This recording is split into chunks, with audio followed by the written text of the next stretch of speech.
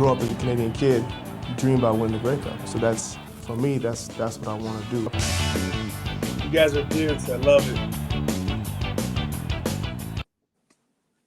What's up, guys? Rohit Ponnaiya from Covers.com here. Joining me is Davis Sanchez. That's three-time Grey Cup winner, former CFL All-Star Davis Sanchez. Who better to talk about the Grey Cup with? We've got the 108th Grey Cup kicking off this Sunday. Winnipeg Blue Bombers taking on the Hamilton Tiger Cats. This is a rematch from the last Grey Cup all the way back in 2019. Right now, the Blue Bombers are 3.5-point favorites. We've got the total at 44.5.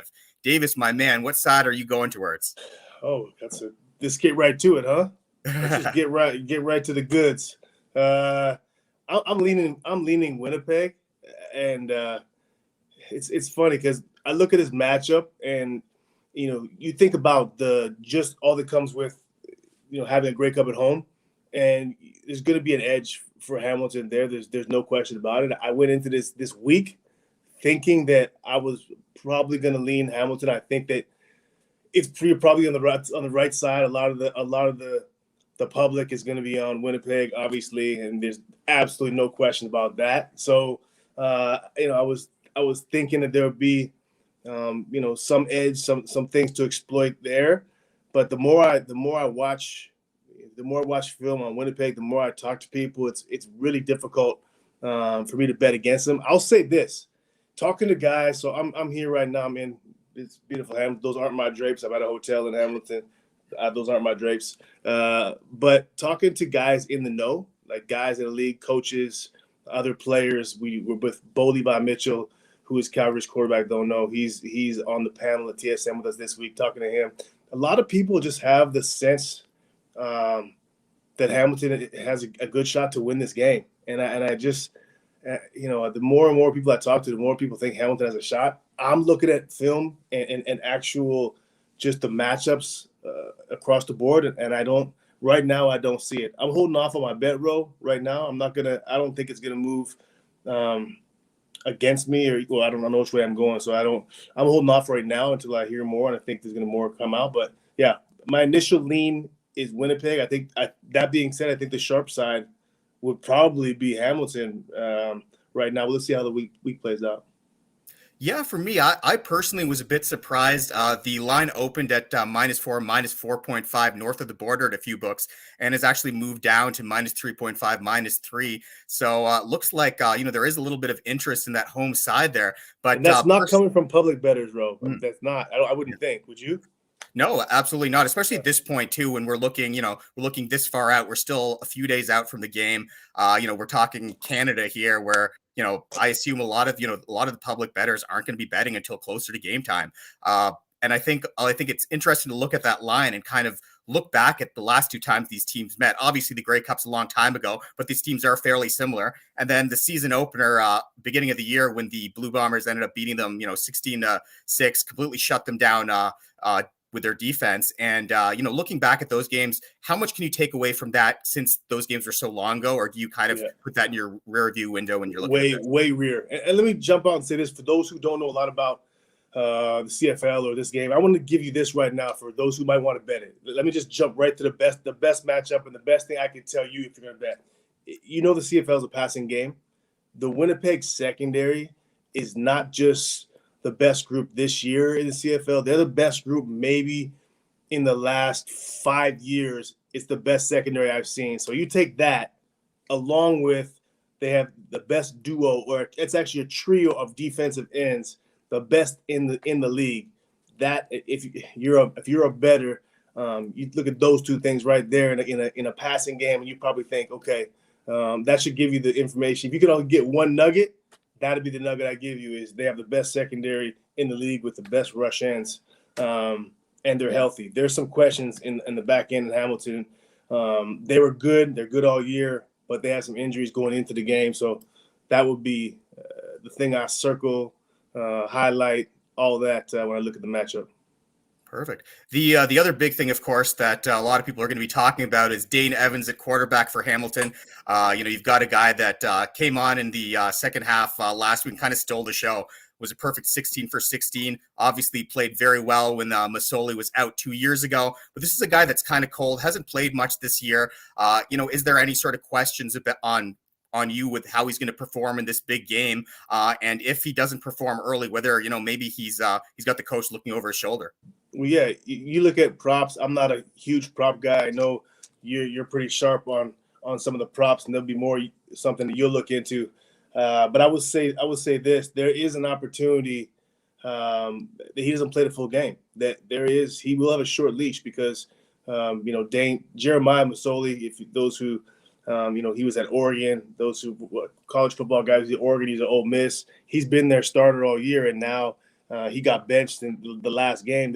He'll have a short leash. Dane will, and they'll be quick to go back to Jeremiah. So the total numbers, I think you were mentioning earlier, Ro, that you might like some totals on Dane numbers for a couple different reasons. Yeah, I mean, I was looking at the player props earlier. Obviously, CFL isn't like the NFL. You're not going to see too many player props come out, but it's the big game. It's the Grey Cup. So a lot of books do have player props out. I was looking specifically at Evans' passing yards total. Saw it one book at 249.5 passing yards. SIA has it as 232.5. Either way, I'm definitely kind of leaning towards the under with how great this Winnipeg pass defense has been all year. Yeah, that's the first way. That's the first thing I look at is that. And a number of people have tweeted out they like the under on that, so that's probably a decent thing. They have the numbers still there. Yeah. So as far as the total goes, what way are you kind of leaning on that? Right now, sitting at about 44.5. Yeah, it's going to depend on the weather for me. So that'll be a game time thing. If it's right now, the weather looks nice, and Winnipeg's going to score. Like Winnipeg turned the ball over 6 times last week and still won the game. They're gonna put up points. They have a running attack, and I actually think the big thing about Winnipeg is, and this will go to a lot of props, but the big thing about Winnipeg is their running game. You know that it's all about Andrew Harris. Hamilton's gonna stop that, and so now you go back to the matchup I talked about earlier. It's gonna be Winnipeg's passing game against a secondary that has talent, but it's got some questions. They had an injury to their boundary corner, which would be your number one, corner spot is the boundary corner.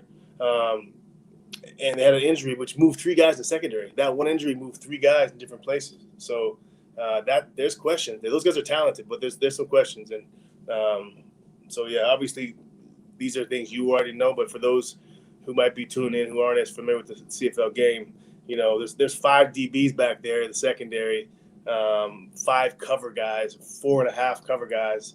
You got to move 3 guys around different positions. There's some communication stuff that's going to happen there. So, again, you asked me who I like, bro. I said I'm not sure, but it sure as heck seems like I'm leaning Winnipeg in every piece of analysis I'm giving right now. Yeah, I mean, we got the weather up there now, and looking at the weather, it looks it's fantastic news that we're not playing the game tomorrow because it would really be wet and windy tomorrow.